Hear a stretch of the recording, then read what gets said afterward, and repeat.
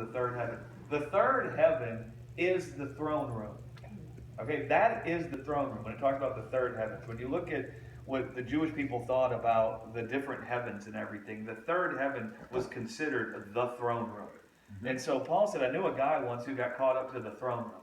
And the things that guy saw in the throne room were not lawful for a man to speak. Meaning that all the other human beings would not find what he said to be lawful about what he saw. Right? That when he would come back talking about what he saw there, that the other human beings would think it was blasphemous. Yes, right. That it was blasphemy, and that it was a stone-worthy offense. That it was worthy of being stoned. And the Jewish people even have it in ancient, I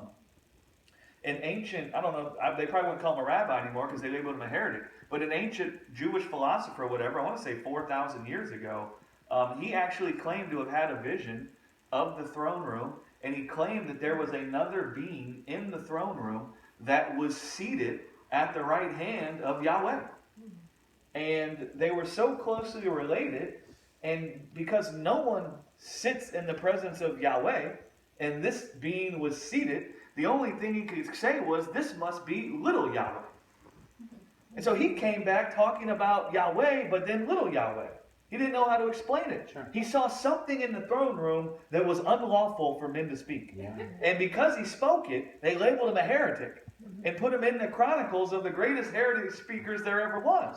Wow. Now, what was he seeing? They even called it like Megatron or whatever. Yeah. Now, who is this crazy being? We don't know what it is. It's got to be some crazy angel or something in there. But Paul comes and he's seeing something in the throne room. A human being seated at the right hand of God. A human being not standing there, seated at the right hand of God, declaring union and equality. That's not lawful to come back and tell other human beings that haven't also seen that human being.